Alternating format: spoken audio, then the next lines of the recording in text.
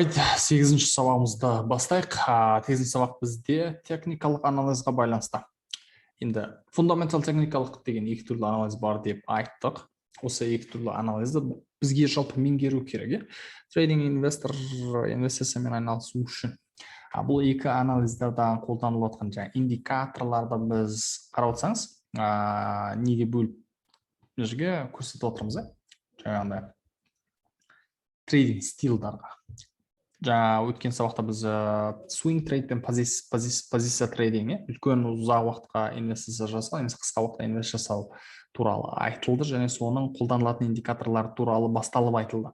Әлі де көп индикаторлар бар, осылай бірақ бөліп тастадық.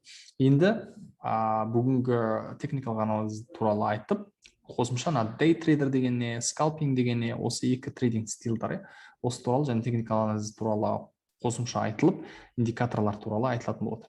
TRSI, VWAP, Volume деген. Және мен қалай платформада қысылатын, мен сізге қосымша көрсетіп кететін болады. Жалпы day trader деген түсінік бар. Day trader деген ол мысалы күн сайын трейд жасайтын адамдар. Трейд деген ол сауда саттығы. Мен Тесланың акциясын алдым, саттым, бір трейд жасалды. Бір сделка деп айтсақ. Енді биржа нарығы ашылады, жабылады күнделікті. Осы уақыттың ішінде алып сататын адамдарды біз day трейдердар деп айтамыз. Қазақша күндізгі трейдер деп айтсақ та болады. Day трейдердар. Сауда саттық жасайтын. Күніне жалпы жобамен бірнеше трейд жасауға тырысады. 2-3 трейд, 4-5 трейд, әртүрлі адамға байланысты. Пайда тырысады күніне. Енді бұл жерде 2-5% тырысады. Бірақ біз енді шынайы өмірде қалай айтсақ болады, бір күні сіз 2-3% табуыңыз мүмкін, екінші күнде 0 болу мүмкін, үшінші күнде азғантай минус болып қалуы мүмкін деген. Енді осылай жүріп келесіз, айдың аяғында сіз шығасыз деген. Пласқа, қосуға шығу мақсатыңыз. Трейдинг стилі тез алып сатылған сайын, оның рискісі жоғары және несі жоғары болады.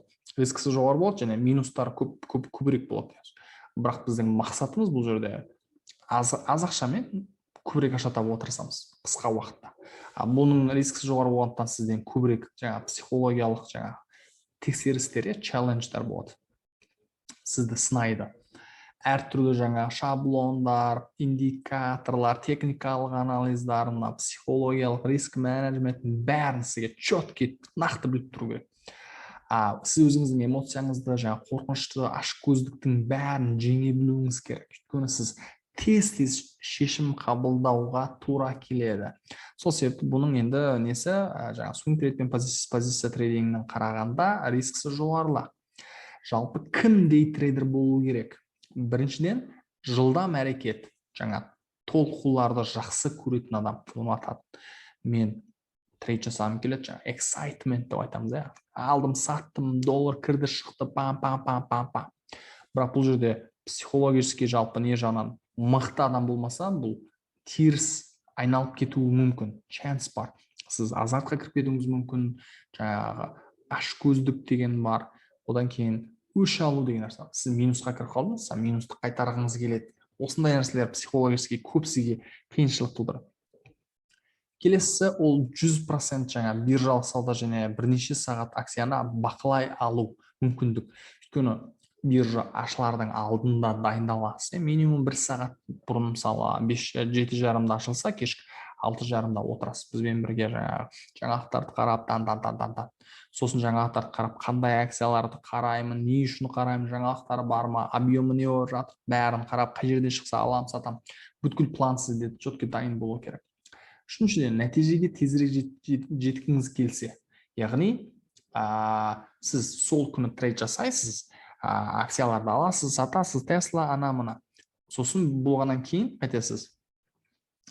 Біткеннен кейін сіз телефоныңызды, компьютеріңізді жабасыз, кетіп қаласыз.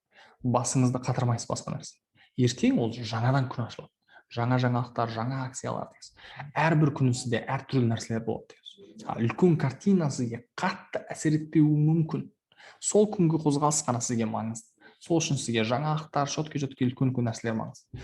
Сол себепті бұл енді шыдамсыз адамдарға тағы келеді. Мысалы мен бір күн алып бірнеше күн отыра алмаймын, күте алмаймын деген. Бірақ ұмытпау керек, бұның кішкентай болған сайын рискісі жоғары болады. Сіз психологически мықты болуыңыз керек, өзіңізді ақын осыған дайындауыңыз керек. Нарықтың ашылуына дейін барлық талдауларды жасап, бұл терең, бұны біз меңгеру керек. Оңай нәрсе тағы емес. Енді скалпинг деген бар. Скалпер деп айтамыз, скалпер трейдер. Ол дей трейдингнан, дей трейдингнің ішіне жатады негізі категория бойынша. Оның ішіндегі тез трейд жасалатын түрі дейміз. Күніне 5-тен 20 трейд жасап жіберуіңіз мүмкін. Көп жағдайда бірнеше секундтардың ішінде акциялар алынып сатылады. Мысалы, биржа нарығы 7:30-да ашылды.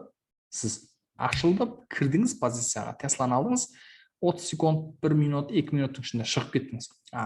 Биржа ашыла қалғандағы қатты қозғалыстан сіз пайда табасыз. 1%, 2%, бірақ көп ақшамен тез пайда тауып шығып кету керек. Идея сондай.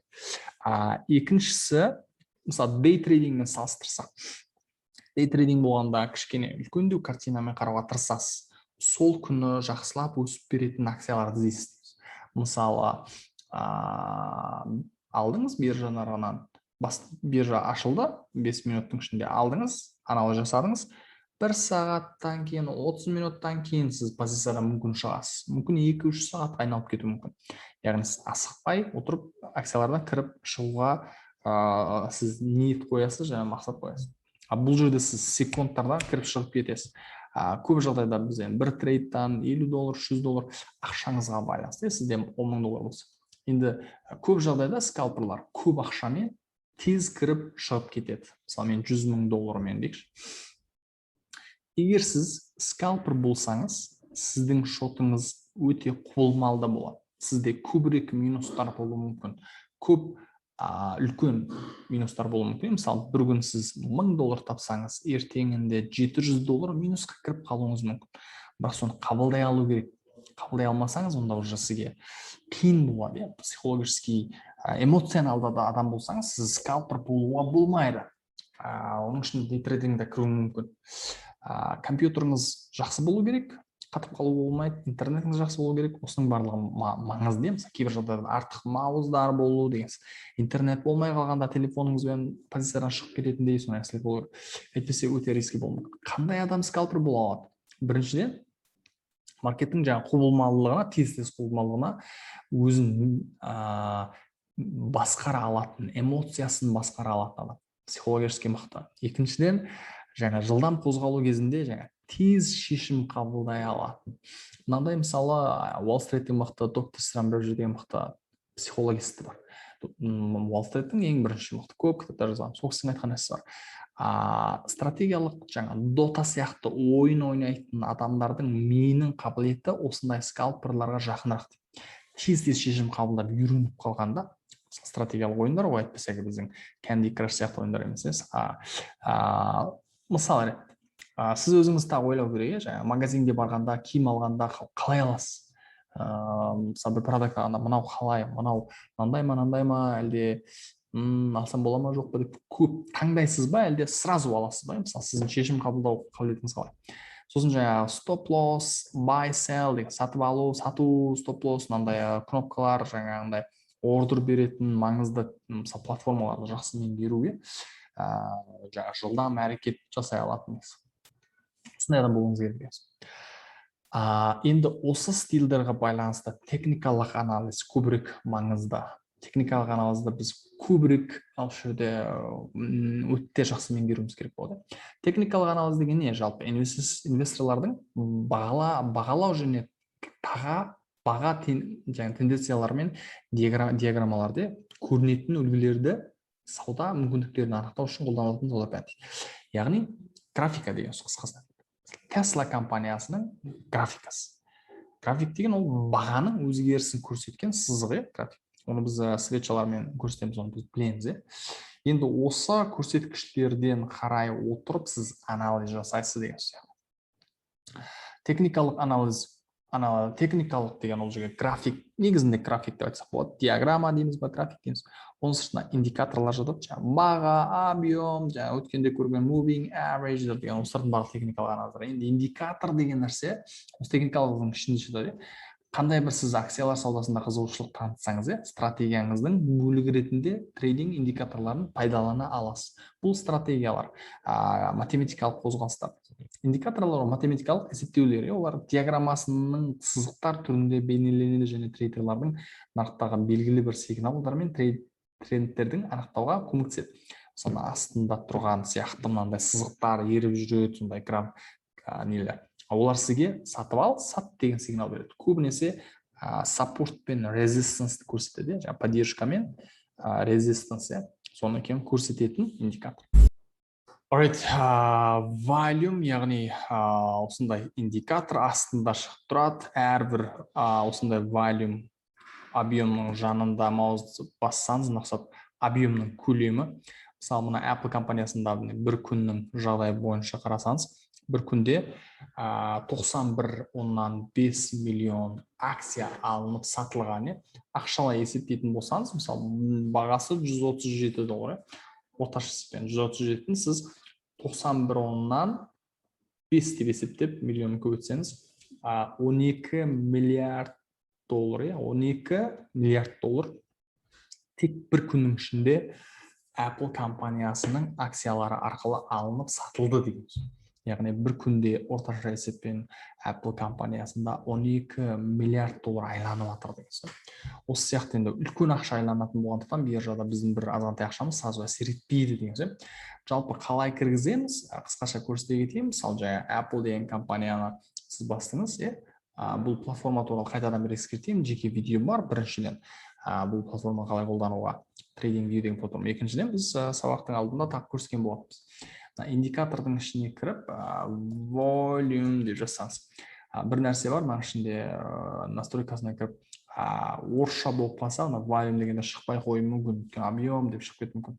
Мүмкіндігінше volume деп ағылшынша қолданып үйренсеңіз. Volume деп тұр, осыны бассаңыз бітті, стрелка басып қоясыз, жұлдызша басып қойсаңыз, сізге шығып тұрады. Біз енді қолданған кезде мына жерде бар, тілін өзгерту деген нәрсе. Бұл туралы біз негізінде көргенбіз. Жаңа бонус видеоға кіретін болсаңыз, сол жерде қалай ауыстыру. Language деп тұр. Мысалы, сізде Russian болып тұрса, ағылшынға ауыстырып алсаңыз дұрыс болады. Окей, volume-ды кіргіздіңіз. Енді мына volume-дар қазір енді мына жерде шықпай тұр. Pre-market болғандықтан сізден шығып тұру керек. Мына volume-ның жанына саны шығып тұру керек. Маузды қозғап, мына объем жанына апарған кез. Мысалы, мен 5 минут қойып тұрмын, сондықтан ол әрбір светчалар 5 минутты білдіріп жатыр, сондықтан объемы тек 5 минутпен көрсетіп. График бойынша көріп тұрсақ, объем қатты жоғары болып, объемдар азайған. Объем азайған сайын ол дұрыс емес. Яғни сізге түсініксіз сигналдар беріп жатқанмен бірдей болады, рискісі жоғары деп есептелінеді. Жалпы болғанда объем сондай. Объем болған дәл светчамен бірдей жүреді. Мысалы, бір күнге қойсам, ол маған көрсетеді, объем бір күннің объемын көрсетеді, толық бір күннің объемын көрсетеді. Мысалы, көріп тұрсақ, мен маузды апардым, уже мына жерден шығып тұру керек, негізінде маузды апарған кезде шығып тұру керек, әрбір объем. Бірақ немен де көре аласыз, уже жобалап, қатты объем өсті, құлады деп көре аласыз. Өзді қарасаңыз, жасыл түспен, жаңа қызыл түспен. Жасыл түс ол көп жағдайда адамдар арзан баға болсын сатып алып жатыр дегенді білдіреді, 50%-тен жоғары. Сондықтан сатып алушылар басымырақ дегенді көрсетіп, жасылмен қызыл түспен тұрса, ол көп жағдайда сатып жатыр адамдар. Арзан баға болсын сатып жатыр дегенді білдіреді. Мынада керісінше қымбат баға болсын сатып алып жатыр. Қазіргі соңғы 2 күн жағдаймен Apple компаниясы қатты құлап жатыр екен. Қысқасын айтқанда. Объем деген нәрсе осындай. Біз енді жүре келе практикалармен толықтап көреміз. Келесі индикатор ол VWAP деп айтамыз, немесе Volume Weighted Average Price. Яғни қысқартылған VWAP деп атаймыз. Бұл көлем бойынша орташа өлшенген баға. Біз көлем ол объем, объем мен бағаның байланысынан шыққан индикатор дейміз. Яғни бұл көбінесе трейдерлардың, day трейдер немесе скалперлардың ең көп қолданылатын бенчмарк индикатор. Бұл Уолл-стриттің қолданатын индикатор. Көп адамдар білмейді, қолданбайды, бірақ бұл енді ең маңызды. Жалпы трейдингде объем мен баға, яғни баға деген ол свеча, осы екеуінің байланысы ең көп мүмкіндік не береді деп айтылады. Ол баға көлемі мен бағасына негізделе отырып, күннің ішіндегі бағаның орташама бағасын білдіреді. VWAP диаграммалар бір сызықтың түрінде пайда болады. Мынандай бір сызық кетіп жатыр. 1 минут, 5 минут, 15 минуттық свечалар. Яғни сондай уақыттарда ғана біз қайтеміз қолданатын индикатор екен. Яғни біз бір күннің графиктің ішіне ғана қолданамыз.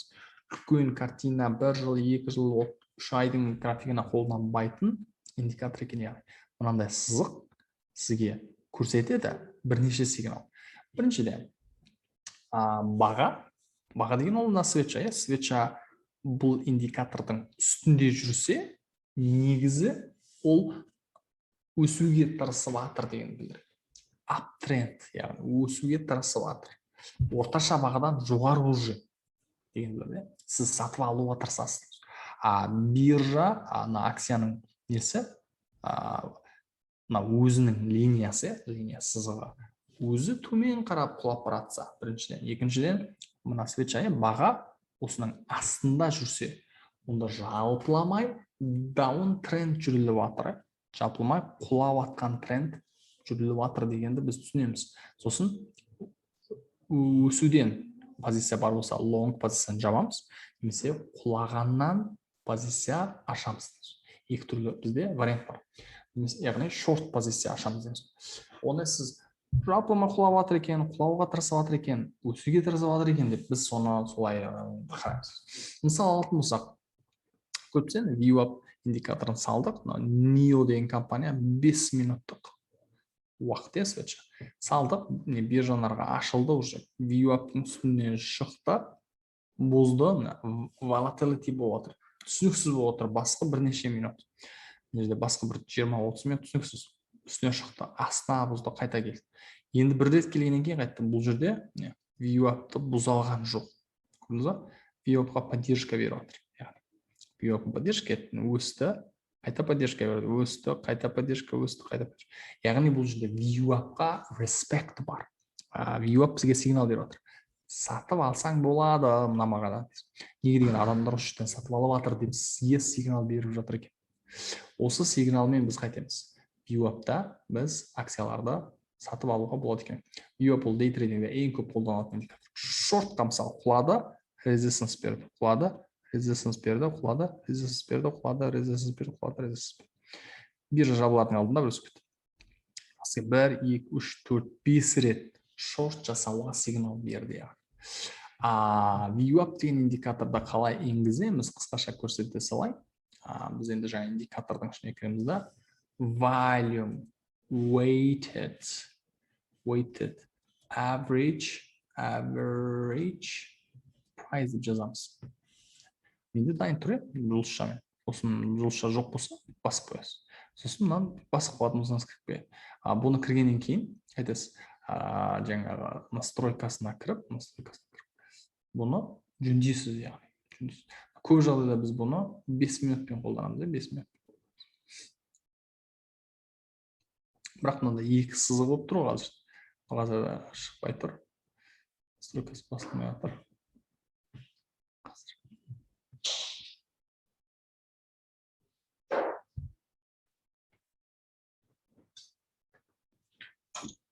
Маузбен көрейік.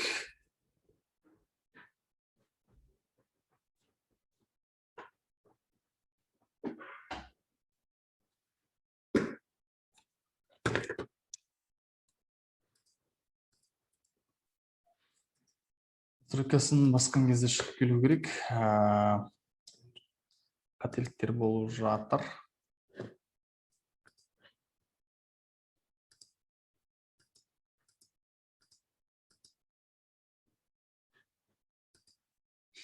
Настройкасына кірдіңіз. Visible дегендерді алып тастау керек. Upper band, lower band. Стайлдың ішінде upper band, lower band алып тастаңыз. Менде мысалы маузым жақсы жұмыс жасамай жатыр. Мынау мысалы басылмай жатыр да. көрдіңіз ба? Сол кезде мен маузың артын бастым да settings деп көрмей настройка. Екеуі бір нәрсе ғой енді.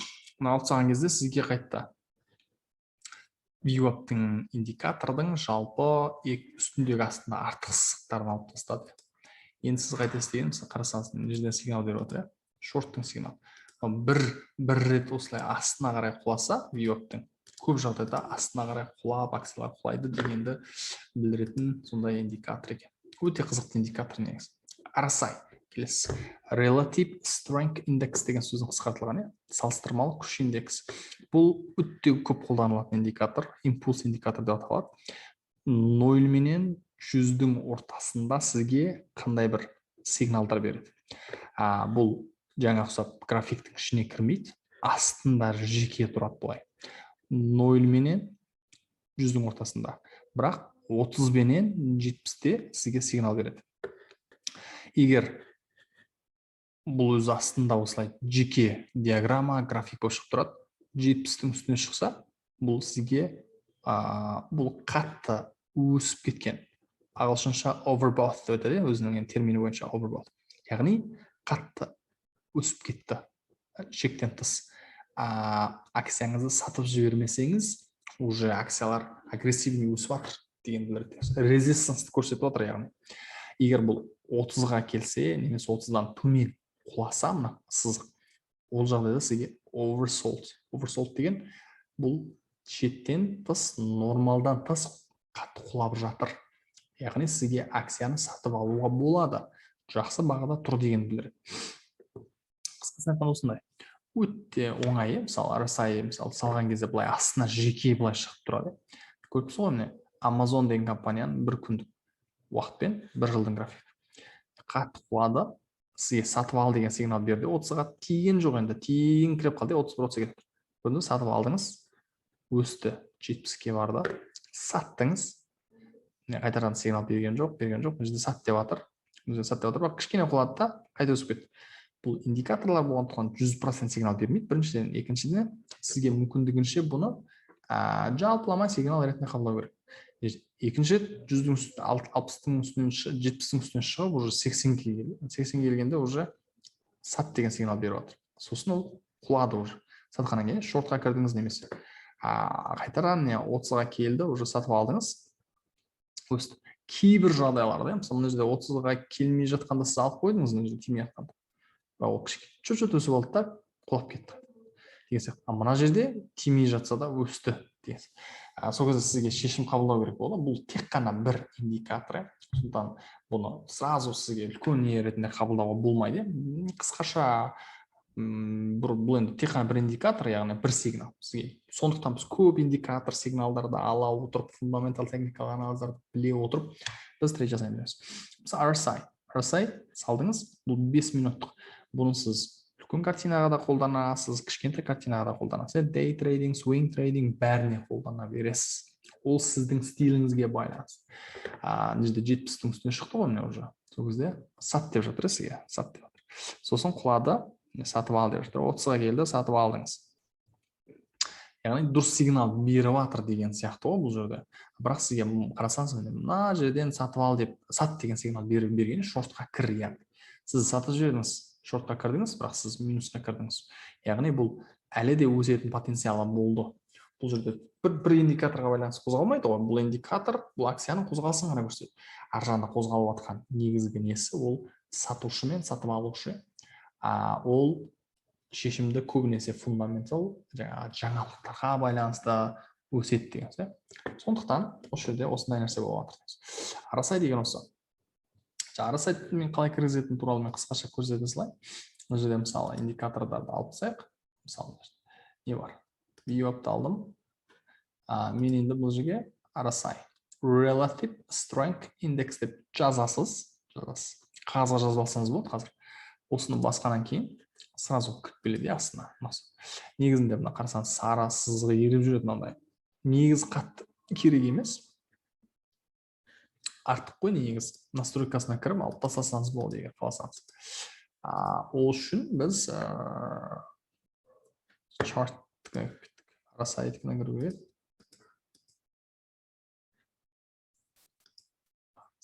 RSI-дің индикаторына кіру керек еді. Ол басылмай тұр, не екенін білмеймін. Негізінде нормалда басылады,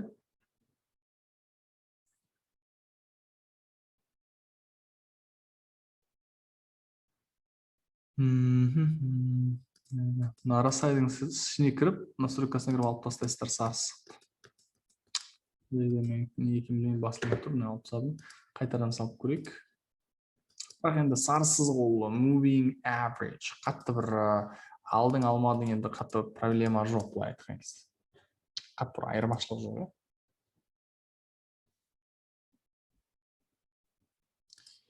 Мен бұл тұрған сияқты. Жақсы, ары қарай кеттік. Ішіне кіресіз, былай айтқан кезде ішіне кіресіз, мынау чарттың басқа настройкасына кетіп отырсыз. Мына сарсыздықты алып тастайсыз, жаңа view up-тағы сияқты. Бірақ тұра берсе де болады, бұл жерде moving average сияқты тағы да сигнал беріп жатыр. Бұл құлап келе жатып, мына сарсыздық үстіне қарай бұзған кезде сіз уже осымен өсіп жатыр, өсетін трендқа айналып жатыр деген сигнал аласыз. Өсті, астына қарай бұзған кезде, мынау уже өсетін өсіп алды, енді құлайтын трендға айналды дегенді көресіз. Сол үшін қолданасыз. Ал жерде 70-ке түсті, 30-ға түсті, көресіздер. Осылардың бәрі бізге сигнал дейміз. Мынаның тұсында мына жерде сізге сат деп жатыр дейміз. Мына жерде сіз уже басқа сигналдар, беріп жатқан сигналдар ол басқа. Мына жерде сізге сатып ал деді, өсті дәл. Мына жерде берген жоқ. Қайтадан келді, нөл маңайдан сізге негізі кір деп айтты, тиген жоқ бірақ. Негізгі тиген жер мына маңай. Осы маңайдан сіз сатып ал деп жатыр, бірақ әлі де кішкене құлаған деген. Осы сияқты әртүрлі сигналдар береді. Келесі MACD. MACD деген ол Moving Average Convergence Divergence деген сөздің қысқартылған. Бұл бағалы қағаздың екі жылжымалы орташа бағасының арасындағы байланыспен көрсететін импульс индикатор. Жаңа EMA деген біздің Moving Average индикаторлар, осы Moving Average 26, Moving Average 12 деген екі индикатор арқылы қайтеді көрсететін индикатор негіз. Өте оңай, MACD мен RSI ең оңай индикатор. Бұның өзінің ортасында жаңа хистограмма деген бар, хистограмма деп айтамыз. Хистограмма, оның ортасында жаңағы негізгі сызығы бар, сосын MACD және сигнал сызықтар бар. Қысқаша айтқанда былай, енді bullish bearish деген сигнал береді, сатып ал, сат деген. MACD саласыз сізге жаңа RSI сияқтасында жеке былай шығып тұрады. Салғанда проблема жоқ, қалай сигнал береді? Біріншіден, мынандай астында өзінің мынандай хистограммы бар, сигнал график бар. Осы графиктің ортасында сызық бар, сигнал несі линия бар. Осы тең линиясы дейміз, ноль линиясы. Осының астына қарай түскенде мынандай қызыл болады да, үстіне қарай шыққанда жасыл болады. Енді жасыл деген ол өсуге бастап жатыр деген білдіреді. Қызыл болғанда түсу құлап жатыр деген білдіреді. Қарасаңыздар, мына график өзі үлкейеді, түсі қатты жасыл болады, одан ағарады деген. Осыған байланысты мысалы қаншақты агрессивный құлап жатыр, агрессивный өсіп жатыр дегенді тағы көрсетеді. Негізгі сигналы ол мына жерде көк сызық ол MACD-дің сызығы, MACD-дің өзінің линиясы көк. Сары ол сигнал лайн, сигнал линия. Яғни көк сызық MACD-дің сызығын, MACD-дің сызығы мына сары сызықты үстіне қарай бұзған кезде, қиған кезде сізге соның тұсынан сатып ал деген сигнал береді. Ол кезде автоматтық түрде мына астында хистограмма жасылдан, қызылдан жасылға ауысады екен. Яғни мына жерден сізге сатып алу керек болды. Сатып алдыңыз, өсіп жатыр, сатып жібердіңіз. Одан кейін қайтадан сатып ал деген сигнал береді, өсті. Астына қарай қиды, сатып жібердіңіз. Яғни MACD-дің сызығы қайтадан сары сигнал сызығын астына қарай бұзған кезде уже сізге шығып кету керек дейміз. Өйткені ол құлап жатыр, осымен бітті деген білдіреді. Астында хистограмма қаншалықты агрессивный жақсы өсіп жатыр, әлсіз өсіп жатыр деген білдіреді. Түскен кезде соның керісінше істейміз. Жалпы болғанда осындай. Мысалы мына жерде MACD-ді бір күннің кішкентай графигіне салдық, 5 минут, Apple компаниясы.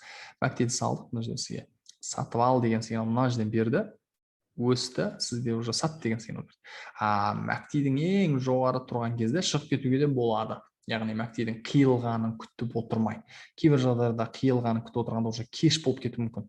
Өйткені ол агрессивный құлап кетуі мүмкін. Негізі бұл жерде сізге көбінесе шорттың сигналын бергені көріп тұрсыз. Шорт жаса. Шортқа кірдіңіз, құлап отыр. құлап отыр. Мына жерден шықтыңыз қайтадан. Сатып алдыңыз. Саттыңыз, сатып алдыңыз. Көрдіңіз ба? Құлап отыр. Енді осылай сізге жақсы сигналдар береді. Жалпы индикаторлардың сигналдары негізі осы. Мысалы, MACD-ді, moving average, convergence, divergence деп жазасыз. Мынау шығады. Белгілеп аласыз, басасыз. Мен RSI-ды алып тастайын, X-пен. MACD кіріп келді. Apple компаниясы, MACD тұр, уже сигнал бойынша енді айтатын болсақ, көбінесе шортқа әдемі сигналдар берген. Құлаған болып тұр ғой, нөл маңайдан шортқа сигнал берген. Негізі қарасаңыз, астына қарай құлаған. Сосын мына жерде уже үстіне қарай құлайтын қозғалыс басталды деп жатыр мына маңайда. Бірақ бұл жерде енді ол сіздің тәжірибеңізге, ситуацияға байланысты. Астынан шықсаңыз, көбірек пайда табасыз ғой. Ол үшін сіз хистограмм қолданасыз. Жасылдың ең жоғары болып тұрғаны, мынау бүйтіп келе жатып, үстіне қарай қиырылып бастағаны дегіз.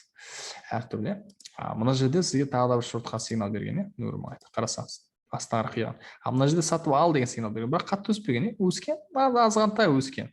Негізгі мынау құлап атқан тренді жалғасып отыр ғой деген сияқты.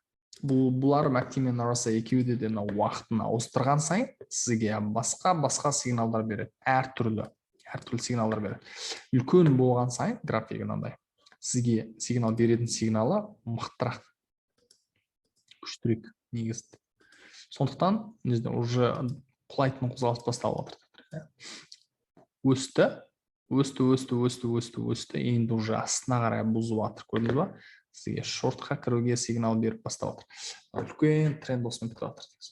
Жалпы болғанда осындай MACD. Қолданатын индикаторлар day tradingға VWAP, SMA 200, SMA 50, SMA 20, EMA 9, объем, chart pattern, support және resistance, тренд линиясы, каналдар, свечалар екен.